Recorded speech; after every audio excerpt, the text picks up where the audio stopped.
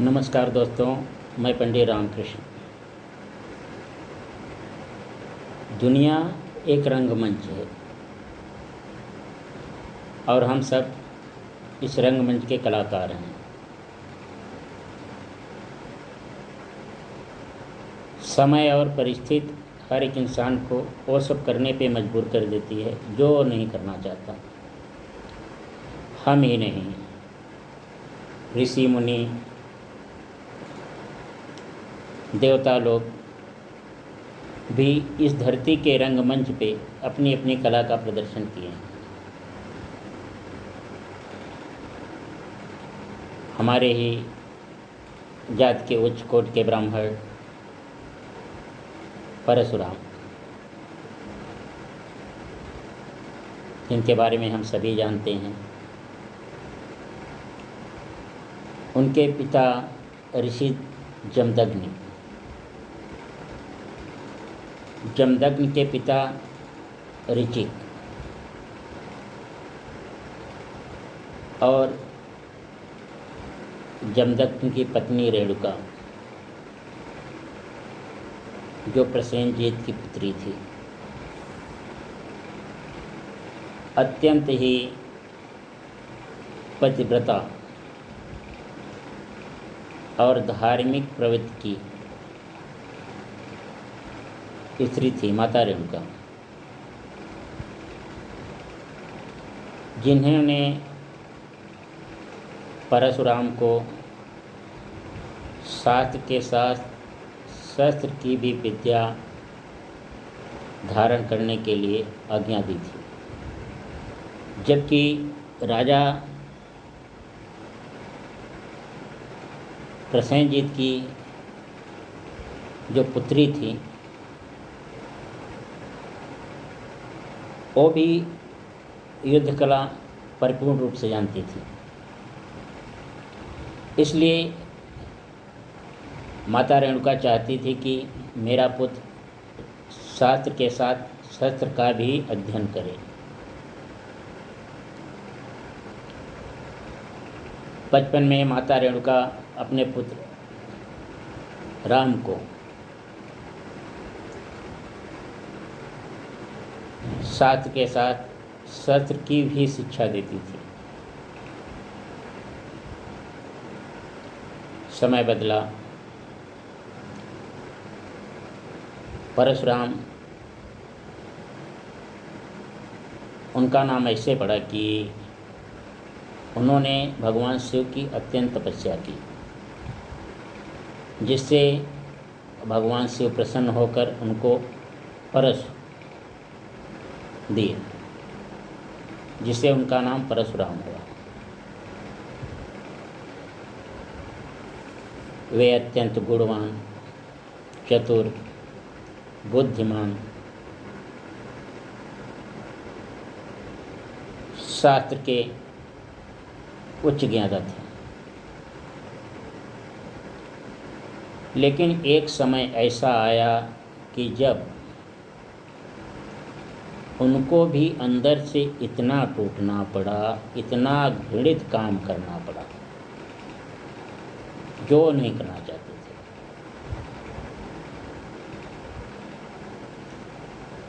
जब माता रेणुका वैसे तो हमेशा जल लेने जाती थी, जब भी राजा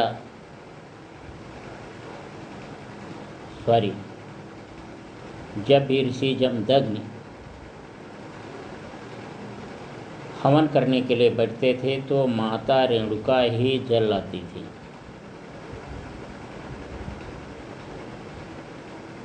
एक बार उन्होंने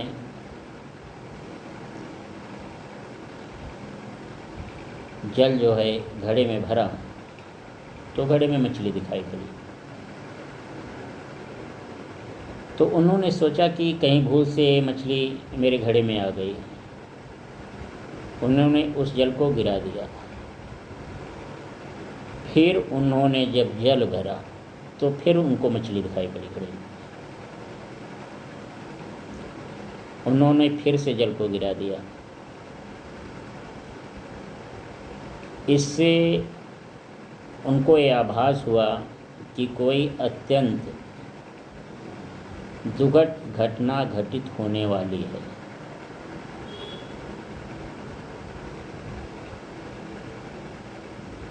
जब दूसरे दिन माता रेणुका जल लेने गई तो देखी कि वहाँ गंधर्व राज चित्ररथ अपनी अप्सराओं के साथ विहार कर रहे थे।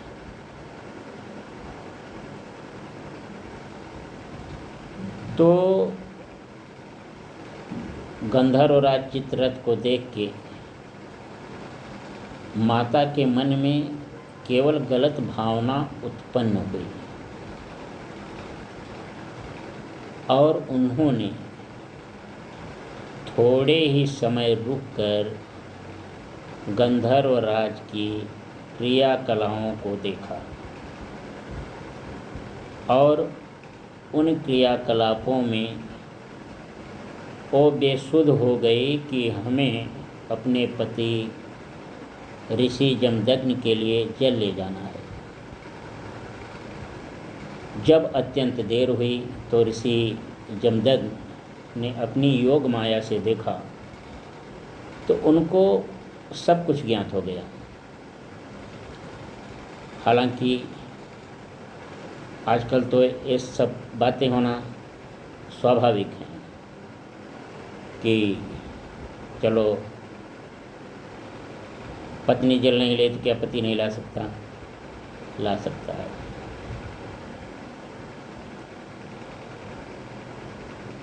अब तो एक स्वाभाविक बात है, विचारों का क्या, मन तो हमेशा बदलता रहता है। लेकिन जब ऋषि जमदग्नि को ज्ञात हुआ तो उनको अत्यंत क्रोध आया।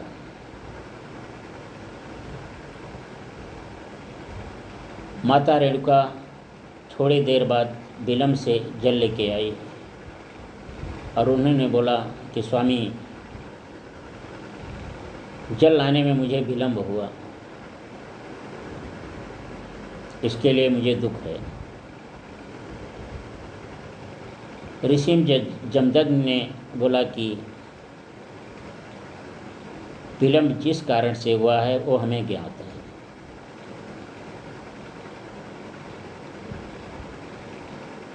पर पुरुष का मन में ख्याल लाना, पर पुरुष का मन में ध्यान आना उतना ही घृणित पाप है जितना पर पुरुष के साथ रहना। ऋषि जमदग्नि की यह बात सुनकर माता रेणुका ने बोला कि अगर मेरे पति के मन में मेरे प्रति ऐसा विचार आया है तो मेरा जीना व्यर्थ है। ऋषि ने अपने बेटों को आज्ञा दी, रुक्मवान को। पहले तो उन्होंने रुक्मवान को आज्ञा दी कि आप मेरी आज्ञा का पालन करो और पुत्र धर्म का पालन करो, और मैं जो आज्ञा देता हूँ उसको तुम निसंकोच होकर पूरा करो। आप अपनी माता का वध कर दो।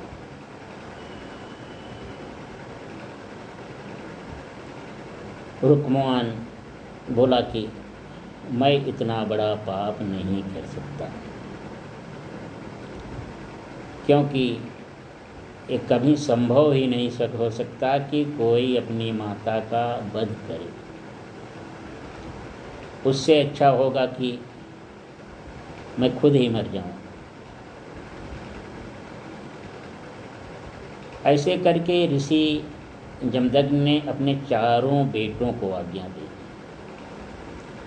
लेकिन ये काम चारों बेटों ने नहीं किया। बोला ना, मैं ऐसा कदापि नहीं कर सकता। मैं आने वाले समय में ये चीज़ अपने ऊपर कलंक नहीं लेना चाहता कि मैंने अपनी माता का वध किया।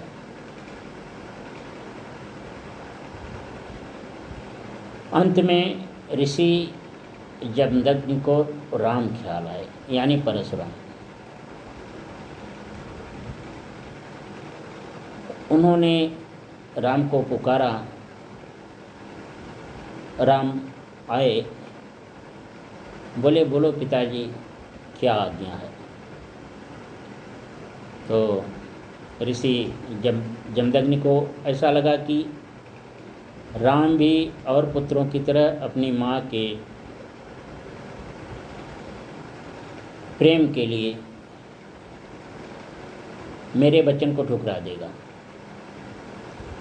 इसलिए उन्होंने बोला कि बेटा मैं जो आपसे मांगूंगा वो आपको देना पड़ेगा और उसके लिए मुझे वचन देना पड़ेगा।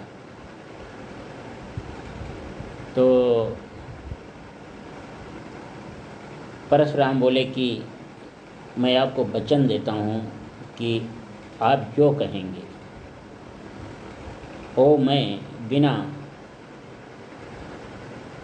पूछे, बिना टीका टिप्पणी किए वह मैं पूरा करूँगा। फिर ऋषि जमदग्नि बोले कि बेटा आप अपनी माता का वध कर दो। यह सुनते ही परशुराम के पैरों तले जमीन सरक गई। बोले पिताजी ऐसा क्यों? बोले राम आपने मेरे को वचन दिया है कि आप मेरे से कोई प्रश्न नहीं पूछेंगे, और अगर आप मेरे से प्रश्न पूछते हैं तो आपको ब्रह्म हत्या जैसा पाप लगेगा।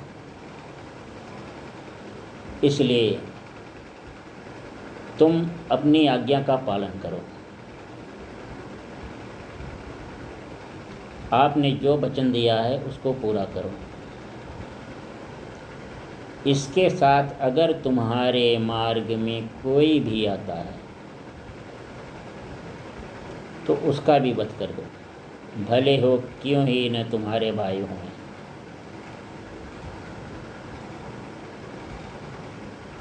अब आप सोचिए कि जिसको ऐसी आज्ञा पूरी करना पड़े, वो मनुष्य हो या देवता, उसके ऊपर क्या बीतेगी।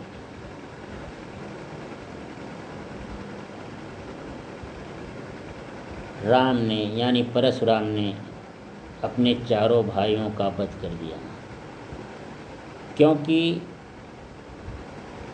चारों भाई अपने जिंदा रहते हुए एक कभी नहीं देख सकते थे कि मेरा ही भाई मेरे माता का वध करे।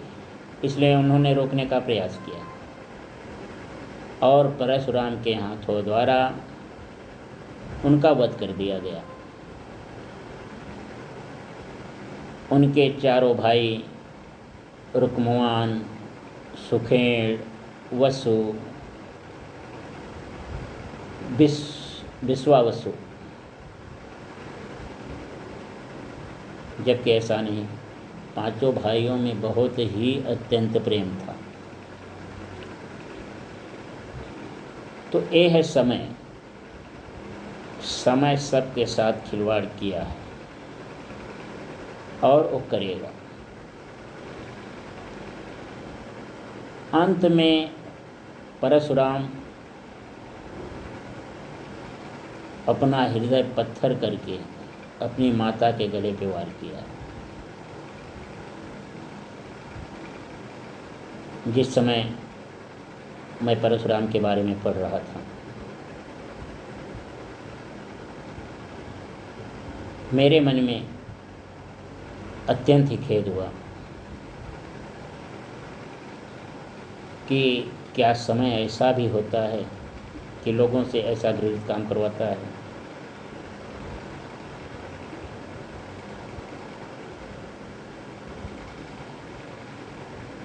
अंततः उन्होंने अपने पिता की आज्ञा का पालन किया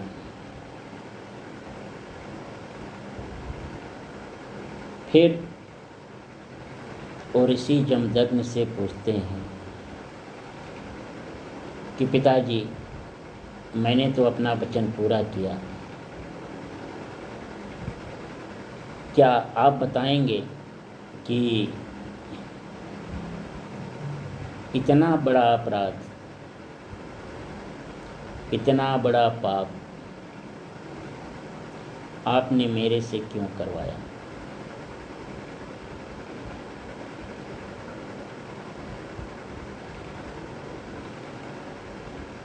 ऋषि जब जमदग्नि बोले कि पुत्र, ये सब समय है और ये आज का नहीं, ये पूर्व जन्म का श्राप है। दोस्तों, कभी मैं इसके बारे में विस्तार पूर्वक चर्चा करूंगा कि कैसे कैसे लोगों को श्राप मिला, परशुराम को कहाँ से श्राप मिला, उनके भाइयों को कहाँ से श्राप मिला, ऋषि जमदग्नि को कहाँ से श्राप मिला, इसके बारे में मैं विस्तार से चर्चा करूँगा। कभी कभी जब भी खाली रहता हूँ, अपने YouTube के माध्यम से अपनी बात को आप लोगों के साथ में रखता हूँ, क्योंकि बहुत सारी ऐसी गूढ़ बातें हैं जिनकी जानकारी हमारे ब्राह्मण भाइयों को नहीं है।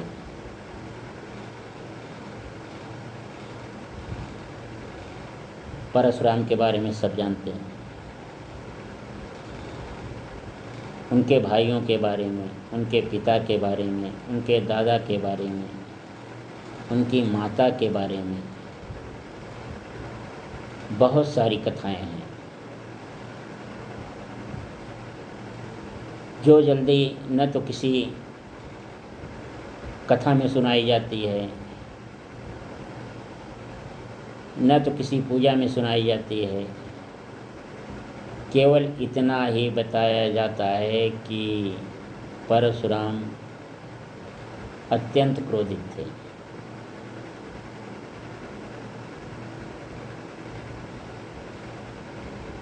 ऋषि लोग क्रोधित होते ही थे। तो उन्होंने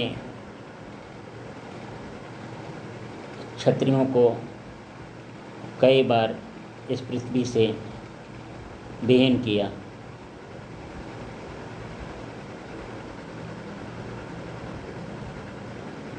लेकिन उनके और जीवन के बारे में, उनके बचपन में उनकी क्या कथा थी, उन्होंने कैसे शिक्षा प्राप्त की, उनके गुरु कौन थे, इसके बारे में किसी भी कथा में आज तक मुझे नहीं सुनाई दिया कि उनके बारे में कोई विस्तार पूर्वक कोई कथा कही हो। इसलिए मैं उन सब कथाओं को आपके सामने लाऊंगा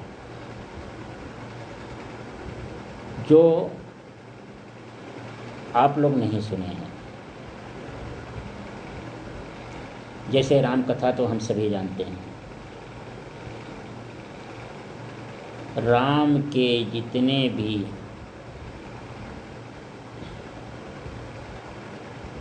पुस्त वाले, यानी उनकी जितनी भी पुस्त थी, जितनी भी वंशावली थी, उनकी कथा बहुत ही अनोखी है।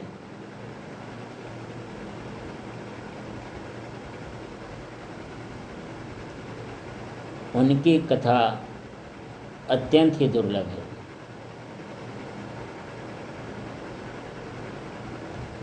उन सब कथाओं के बारे में मैं कभी